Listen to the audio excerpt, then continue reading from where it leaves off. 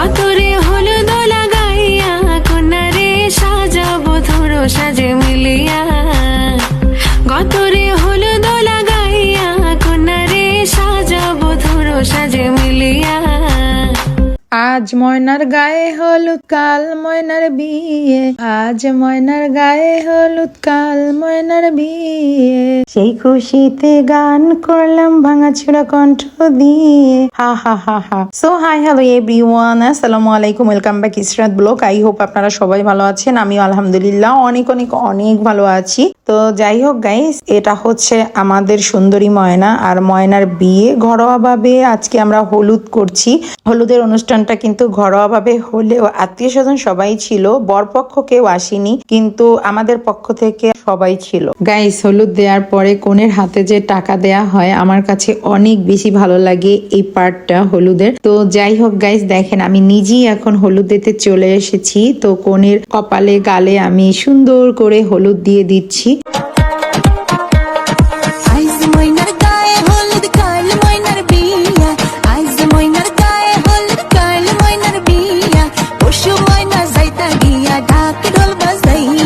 খাও ময়না খাও, বেশি বেশি করে খাও, কালকে তো আবার তুমি ডাকডোল বাজিয়ে শ্বশুর বাড়ি চলে যাবা। যাই হোক, আমি ময়নাকে কিন্তু ফল মিষ্টি সবকিছু সুন্দরভাবে একটু একটু করে খাইয়ে দিলাম। তো গাইস, এদিকে কি হয়েছে, কনেকে টাকা দেওয়ার জন্য সবাই হাতের মধ্যে গুছে টাকা নিয়ে আসছিল। আমি তো একটু বেশি বড়লোকস, তাই একদম আমি কি বলবো, একদম ব্যাগে করে টাকা নিয়ে আসছি কনেকে দেওয়ার জন্য। এইদিকে সেটা দেখে ভিখারিরা আমার সামনে এসে হাজির হয়ে যায় চালের বস্তা নিয়ে, এবং একটা প্লেটে কাদামাটি গুলিয়ে নিয়ে আসছে। আমি যদি টাকা না দিই তাহলে আমার গায়ে মেখে দিবে। গাইস, আমার গায়ে একবার মেখে দিয়েছিল অলমোস্ট। আমি সেই ভিডিওটা আপনাদের সাথে একবার শেয়ার করেছি। তো এই ভিখারিরা 500-1000 টাকা চায়। কি বড় লোকস ভাই রে ভাই, এ তো আমার থেকেও বেশি বড় লোকস ভিখারি। এদের সাথেও আমি চালাকি করলাম। এদেরকে প্রথমে আমি টাকা সাচ্ছিলাম, তো টাকা নেয়নি। তারপরে আমি আমার টাকা ব্যাগের ভিতর আবার ঢুকিয়ে রেখেছি, আর ওদের আমও গেল সালাও গেল। এইদিকে আরেকটা ভিখারি এসে আমাকে থ্রেট দিচ্ছিল, এই কাদামাটি গালে লাগিয়ে দিব যদি টাকা না বের করেন। তারপরে আমি বললাম কি ঠিক আছে, আমি পরে দিব, এখন দিব না। ওদের আমও গেল সালাও গেল। গাইস, কি বলবো, এই পাজি ভিখারিদের জন্য আমি কনের সাথে একটা ভালো করে ছবিও তুলতে পারিনি। যতটুকু পেরেছি এই ভিডিও ফুটেজ নিয়েছিলাম। তবে গাইস, এই যে কাদামাটি মাখার দৃশ্যটি, এটি সচরাচর আমি শহরের বিয়েতে কখনো দেখিনি। বেশিরভাগ দেখেছি গ্রামের বিয়েতে। এটা আমার কাছে বেশ ভালোই লাগে। ওরাও আমার সাথে দুষ্টুমি করছিল, আমিও দুষ্টুমি করছিলাম। আরেকটা কথা গাইস, যত বিয়েতে যাব সবাই এসে আমাকে ধরে, কেন ধরে জানি না, আমার একটা পাজি ভাগ্য।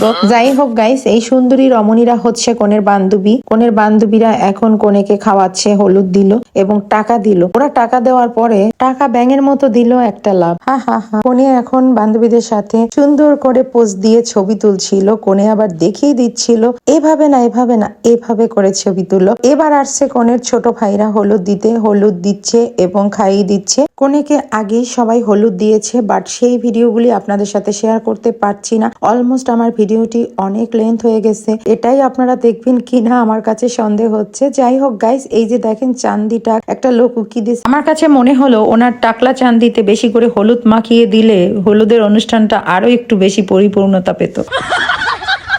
তো গাইজ, যারা একদম প্রথম থেকে আমার ব্লগটি শেষ পর্যন্ত দেখেছেন তাদেরকে অসংখ্য ধন্যবাদ, এবং যারা এখন এই মুহূর্তে দেখছেন লাইক দিবেন, শেয়ার করে দিবেন এবং সুন্দর সুন্দর কমেন্টস করে যাবেন। তো গাইজ, হলুদ শেষে এখন কেক কাটার পর্ব। কোনে কেক কাটছিল তার বান্ধবীদেরকে নিয়ে। গাইজ, জীবনে প্রথম কোনো গায়ে হলুদে আমি কোনো হলুদ কালারের ড্রেস এবং শাড়ি পরিনি। আমার কাছে যেটা ছিল আমি সেটা পরেই গিয়েছি, এবং বিয়েতেও কিন্তু আমি কোনো ভাবে টাকা খরচ করে ড্রেস কিনিনি। যে ড্রেস আমার আগে ছিল সেটাই আমি পরেছি। গাইস, এদিকে দেখেন কনের বান্ধবীদের কাণ্ড। এরা কি করতেছে, একটার পর একটা কেক মুখের ভিতরে দিচ্ছে। এরা মনে করতেছে এটা মুখ না, এটা গুহা।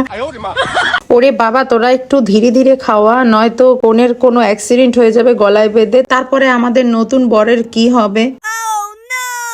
আই হোপ হলুদের এই ব্লগটি আপনাদের কাছে ভালো লেগেছে। আর কে কে প্রথম থেকে শেষ পর্যন্ত ব্লগটি দেখেছেন সেটা অবশ্যই কমেন্ট করবেন। যারা ফেসবুক পেজ থেকে আমার ব্লগটি দেখছেন তারা অবশ্যই ফলো করে দিবেন, আর যারা ইউটিউব চ্যানেল থেকে আমার ব্লগটি দেখছেন তারা অবশ্যই চ্যানেলটি সাবস্ক্রাইব করে দিবেন। আজকের মতো এ পর্যন্তই, আবারও দেখা হবে নতুন কোনো ব্লগ নিয়ে। সে পর্যন্ত সবাই ভালো থাকবেন। আল্লাহ হাফিজ, আসসালামু আলাইকুম।